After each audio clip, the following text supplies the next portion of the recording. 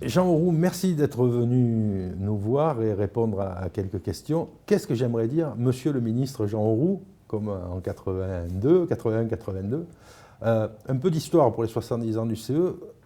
À quoi sert le comité d'entreprise? À quoi servait-il en 1945 quand il a été mis en place, issu du programme du Conseil national de la résistance? Comment il a évolué jusqu'aux lois Auroux que vous avez écrites, que vous avez faites voter? Et que veut-on faire du comité d'entreprise demain? Quelle est l'opinion de l'ancien ministre du Travail qui a œuvré pour pour donner la parole aux salariés dans les entreprises? Comment vous regardez ça quand on reprend le fil de 1945 à nos jours, puis votre vision sur demain? C'est un vaste sujet que vous me proposez de traiter. D'abord, je dois dire que le comité d'entreprise est issu de deux sources. Un, le mouvement ouvrier, et d'autre part, les aspirations démocratiques. Or, pour moi, la démocratie, c'est le partage équilibré du pouvoir, du savoir et de l'avoir. Mais il y a un pouvoir qui est le moins partagé de tous, c'est le pouvoir économique. Et donc, il y a eu des tentatives permanentes du salariat, du monde ouvrier, d'essayer de participer à la décision économique dans l'entreprise, comme d'ailleurs dans la nation. Alors, c'est un combat qui n'est pas achevé. Au contraire, il est toujours plus ou moins remis en cause. Et dans cette démarche, il y a eu effectivement quelques moments forts. C'était en 1945 et puis en 1946, c'est l'ordonnance générale de Gaulle, et en 1946, Croizat, qui ont mis en place, après des tentatives de conseil plus ou moins folkloriques et décidées par le préfet du temps de Pétain et même avant. Enfin, bon, là, il y a eu quand même une avancée considérable, issue, comme vous l'avez dit, du Conseil national de la résistance, qui avait dit que le pouvoir économique, lui aussi, devait être démocratisé. Et donc, il y a eu cette première époque. Mais c'était la sortie de la guerre, et c'est vrai que les comités d'entreprise ont eu des missions assez, j'allais presque dire humanitaires, puisqu'on les a appelés à un moment les comités patates. Ils donnaient un coup de main pour le ravitaillement des salariés, et même et autour, et de leur famille. Donc ça, c'est un peu le folklore qui accompagnait les œuvres sociales et culturelles. Ça, c'était la première étape, mais c'était la formalisation et l'institutionnalisation d'une nouvelle structure démocratique dans le pouvoir économique. Et puis après, il y a eu des hauts et des bas en fonction du poids syndical, mais globalement, il n'y avait pas eu de mutation considérable. Ce que j'ai eu la chance de pouvoir faire avec le soutien justement du monde du travail en 1981 et 82, ça a été de donner un souffle nouveau à une institution qui avait déjà quelques décennies. Et là, donc, il y a les choses les plus importantes, c'était la formation. On est donné 5 jours de formation pour que les salariés puissent parler un langage économique, sinon équivalent, mais au moins apte à suivre le discours de l'employeur. 2, l'information économique, c'est-à-dire donner les informations sur la vie économique de l'entreprise. Et ça a été renforcé par Sapin avec les données, la banque de données globale, avec toute une série de critères très intéressants d'ailleurs, qui permettent vraiment de voir les choses si les documents qu'on nous donne sont fiables. Ensuite, ça a été la consultation obligatoire pour toutes les évolutions économiques de l'entreprise, les évolutions sociales et les évolutions technologiques.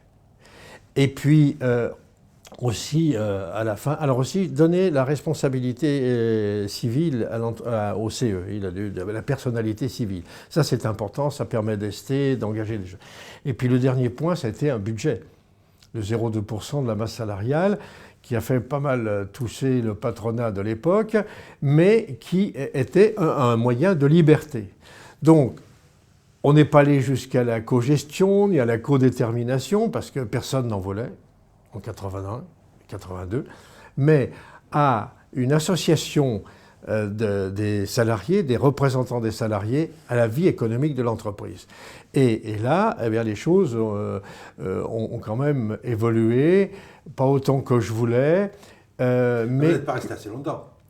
80, oui, 82. encore que je fais observer, contrairement à ce qui s'est fait pendant souvent, c'est que mes décrets d'application n'ont pas trop traîné. Par contre, c'est vrai que les travaux pratiques ont mis du temps. D'abord, il fallait que les salariés digèrent la rénovation du Code du travail, hein, un tiers. Ils me le reprochent souvent, mais ils me le reprochent avec fierté, en me disant tu nous as fait travailler, mais on avait envie de le faire. Et effectivement, par exemple, le droit d'alerte, il a fallu attendre 3 ans avant que les droits d'alerte, les droits d'expertise qui étaient rendus possibles, notamment avec le budget indépendant, eh bien, ça n'est pas si simple que de le mettre en œuvre, d'autant plus qu'il n'y avait pas l'enthousiasme patronal. Donc voilà. Et à partir de ce moment-là, les choses se sont faites. Alors, ce qui a été créé aussi en même temps, qui pose débat aujourd'hui, c'est la création du CHSCT. Oui, parce que Jean Auroux, c'est le ministre du CT, plus que du comité d'entreprise et du CHS. Alors, j'ai essayé de voir les deux registres de l'entreprise. Le registre à dominante économique, c'est quand même le comité d'entreprise. Plus, et on y reviendra peut-être, l'action culturelle et sociale. Et puis les activités culturelles et sociales. Et puis un registre à dominante sociale sur les conditions de travail, sur la qualité du travail, sur la qualité de la vie autour du travail, ça c'est le CHSCT. C'est-à-dire la dimension économique de l'homme et sa dimension humaine. Alors, pour dire un mot sur le CHSCT-SCE qu'on voudrait plus ou moins dans les nouveaux textes fusionner, la question avait déjà été posée à l'époque en disant mais ça va faire deux structures, à tel point que les syndicalistes, les syndicats n'envoyaient pas leur premier couteau au CHSCT. Le CE était la structure première. Après, ils se sont aperçus que le CHSCT pouvait être utile. Et donc, il y a eu un meilleur équilibre dans le partage des responsabilités syndicales. Alors, l'autre question qui s'était posée, c'est le 0,2%. Pourquoi je n'ai pas donné les moyens au CHSCT comme j'en avais donné au CE? Compte tenu du fait qu'à cette époque, j'avais augmenté le SMIC de 10%, bon, ça ne passait plus. Donc, je n'ai pas pu faire passer, d'ailleurs, tout le monde ne le voulait pas, le 0,2. Il a fallu que je me batte, y compris en interne, pour faire passer le 0,2. Je n'aurais pas pu faire passer une somme équivalente, un budget équivalent pour le CHSCT. Alors, j'attends de voir ce qui peut se passer dans la fusion des deux. Je suis quand même prudent parce que je crois qu'on a besoin des deux registres.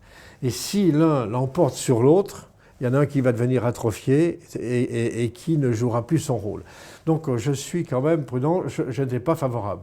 Je dois dire, je me suis battu, peut-être discrètement, pour garder les seuils à 50, etc. Parce qu'il y avait des tentations plus sévères, si j'ose dire. On vous consulte toujours? Oui, et puis quand on oublie, je connais les adresses. Mais on ne vous écoute pas toujours. La vie est donc consultative comme celui du CE. C'est un peu consultatif, oui. Des fois on m'écoute, des fois on m'écoute moins. Alors, quel est le regard de Jean Auroux sur le comité d'entreprise demain, avec les évolutions qu'il a subies, les institutions représentatives du personnel en général, parce que ça dépasse largement le cadre du CE, depuis les lois Fillon de 2003. Quel est votre regard? Est-ce que vous pensez que l'évolution des lois colle au côté individualiste et matérialiste des gens d'aujourd'hui, ou est-ce que c'est cet encadrement qui fait que les gens deviennent de plus individualistes et matérialistes dans l'entreprise? Alors, il y a à la fois les deux. Il y a le côté individualiste et matérialiste et consumériste. J'essaye de sauver ma peau tout seul et dans des relations directes avec l'encadrement ou avec le patron. Et les structures collectives, les syndicats, les institutions représentatives, d'abord c'est du travail, c'est des risques parfois professionnels dans l'entreprise. On n'est pas forcément bien vu ni du chef d'entreprise ni des salariés parce qu'on essaye de créer le lien. À la maison, c'est pas évident, c'est des réunions, c'est du retard, c'est des soucis. Donc c'est un vrai engagement. J'ai été déçu, quand j'ai fait mes lois, de voir qu'il n'y avait pas une plus grande adhésion syndicale, puisqu'on ouvrait un certain nombre de portes, de possibilités, y compris la négociation collective, donc le développement d'une politique contractuelle. Politique contractuelle, c'est du collectif. Alors, bon, ça ne s'est pas fait. Je me pose parfois la question de dire, si les lois deviennent moins favorables, peut-être que ça redonnera du souffle aux syndicats parce que les gens diront qu'il faut peut-être quand même qu'on y aille puisqu'on n'a pas des lois qui nous protègent suffisamment. Est-ce que ce n'est pas le signe d'un syndicalisme français qui n'a pas une vision très exacte de ce qui est en train de se jouer au moment où ça se joue? Est-ce que le syndicaliste type français n'est pas arc-bouté sur une position et a du mal à regarder ce qui va arriver, même si ça peut être bien pour l'organisation elle-même? Alors c'est vrai que c'est la grande question des syndicats. Je les rencontre assez souvent. C'est la perte d'influence et la perte d'adhésion du côté des jeunes. Et il faut que les syndicats se soient bien conscients qu'on est dans une société, je ne sais pas s'il faut dire participative, démocratique, collaborative, mais les mots d'ordre qui descendent du sommet vers la base, il faut qu'ils comprennent bien que c'est à peu près fini et que maintenant c'est down, up. Il faut qu'on écoute et qu'on essaye de répondre le plus possible. On ne pourra pas toujours. Vous savez, ça me fait penser aux deux façons de faire de l'économie.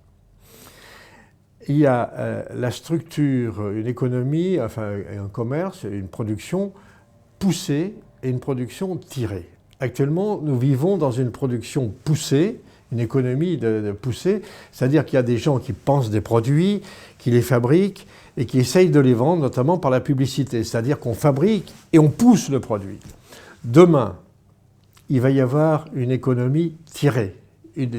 C'est-à-dire qu'on va écouter la base et ça sera en fonction de la base. Et ça sera bien plus que les panels de quelques personnes qu'on va écouter pour dire vous êtes d'accord pour cette couleur, pour ce produit. Non, il va y avoir une demande de la base. C'est-à-dire qu'il y a un renversement culturel, économique qui est très puissant. J'avais, si vous me permettez un exemple personnel, j'avais essayé de lancer à Roanne avec Lyon une démarche qui s'appelait Textilium. L'idée était, en se servant du numérique déjà, il y a 20 ans, de scanner, de faire du body scanning des gens. Vous avez leur morphologie, vous la numérisez, après vous dessinez votre robe ou votre costume, vous envoyez ça et elle est fabriquée à votre demande. Ça commence à se faire. Ça va arriver, oui. Il y a quelques... Mais il y a des entreprises qui s'émettent. On n'en est pas encore au scanning. On donne ces mensurations et puis on commande. Oui, mais maintenant on vous passe au scanner. Vous savez qui a commencé là, ce dispositif de scanning? C'est des éleveurs de bestiaux. Avant de passer des vaches ou des bœufs à l'abattoir, on les passait, on les scannait et ça permettait de savoir combien il y aurait le kilo de viande. Je ferme la parenthèse. Donc il va se passer des choses considérables. Donc je reviens, il faut que les syndicalistes, d'abord, dans la démarche d'une base plus présente et qui inspire le sommet et pas l'inverse, et deuxièmement, d'associer les salariés à des évolutions technologiques. J'en parlais en 81, des évolutions technologiques. Bon, alors que ce soit le CHSCT ou le CE, je crois qu'il y a les deux, parce que la technologie a des implications économiques, des implications sociales. Donc on a à intégrer cela, et il faut que les syndicats, comme les partis politiques d'ailleurs, soient plus simplement des machines à vendre un produit syndical, mais à des structures démocratiques qui s'enrichissent au quotidien du vécu des salariés et du monde du travail. Ce que nous disait Philippe Martinez à Lille, il faut arrêter, quand on est section syndicale, de travailler porte fermée dans le local syndical. Il faut montrer aux gens ce qu'on fait, et pour leur montrer ce qu'on fait, il faut laisser la porte ouverte. Alors ça pose un autre problème, c'est celui de la présence syndicale dans le pays, dans les médias.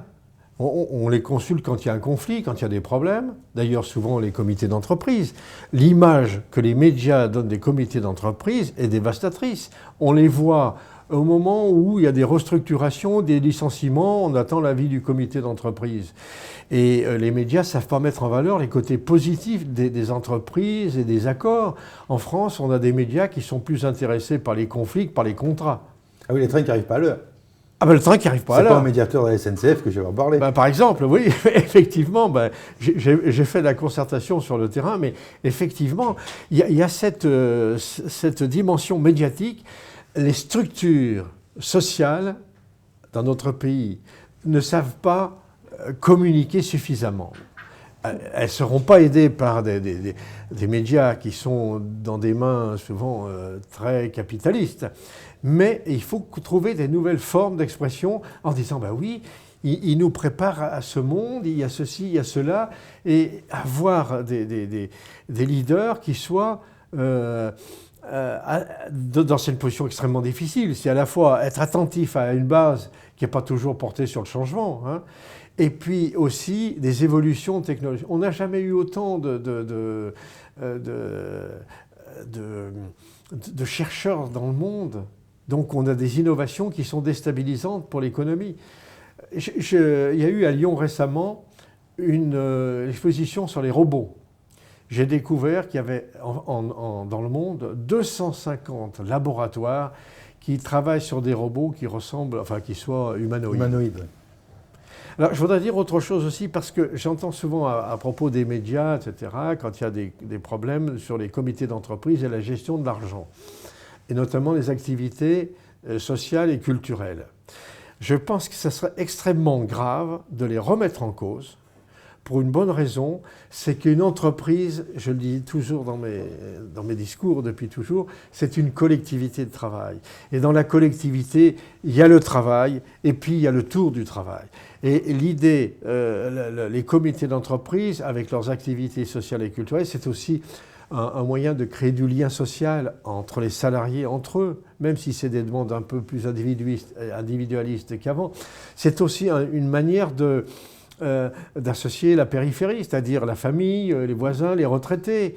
Je participe depuis quelques années avec les comités d'entreprise au prix des meilleures initiatives. Il y a plein de choses à faire, y compris de l'économie collaborative qui peut être très intéressante. On achète des outils de jardinage ou de bricolage qui sont à usage collectif.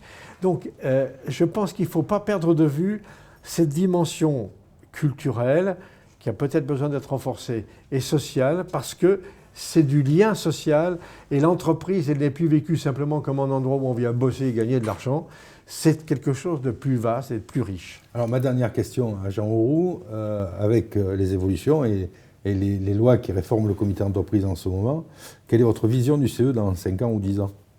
Le CE, vous savez, je dis souvent que l'avenir, ce n'est pas celui que l'on attend, c'est celui que l'on fait. Alors, soit il y a des gouvernements progressistes qui reprennent le flambeau, soit, je le pense, ça sera aux salariés eux-mêmes de dire qu'ils veulent autre chose. Donc, je ne suis pas pessimiste parce que, si vous voulez, l'entreprise, elle aura toujours besoin à la fois d'une direction, mais elle aura besoin d'une démocratie. Les jeunes d'aujourd'hui ne veulent plus vivre comme on les a fait vivre dans le passé. Mais ça n'est pas facile, on est dans une compétition mondiale où on trouve toujours un plus pauvre pour travailler et pour produire moins cher. Je pense que là, il y a un grand rendez-vous qui a été manqué, c'est celui de l'Europe. Enfin, c'est dramatique, en quelque part. On dit, et d'ailleurs c'est même tout à fait contestable, on devrait attaquer à la Cour européenne de justice. Qu'est-ce qu'on dit ? On dit d'un côté, l'Europe, c'est le libre marché avec une concurrence libre et non faussée. Admettons, mais à condition qu'on ait une harmonisation sociale et une harmonisation fiscale. Oui, il y a 11 paradis fiscaux, je crois, sur le territoire européen. Ah oui, oui, tout à fait. Et ça veut dire que d'un côté, on dit une chose et on en pratique une autre. C'est parfaitement contradictoire. S'il n'y a pas d'harmonisation fiscale ou sociale, il ne peut pas y avoir un marché libre et non concurrencié et non faussé. Donc c'est une contradiction majeure. J'ai un souvenir, pour finir, un souvenir. Mitterrand me demande en 81, pour le premier sommet à Bruxelles, où on était regardé quand même avec une certaine inquiétude. Hein, Tout le monde attendait les chars soviétiques sur les chars. On attendait les chars, les soviets dans les usines, etc. Et Mitterrand me dit, est-ce que vous pourriez faire, même un peu rapidement, c'était au mois de juillet, un mémorandum social européen pour aller dans ce sens d'harmonisation sociale, etc. Bon, on disait harmonisation ou du moins convergence fiscale. C'est bien demain, on ne va pas aligner tous les SMIC dans le quart d'heure. Ma prestation a duré 10 minutes.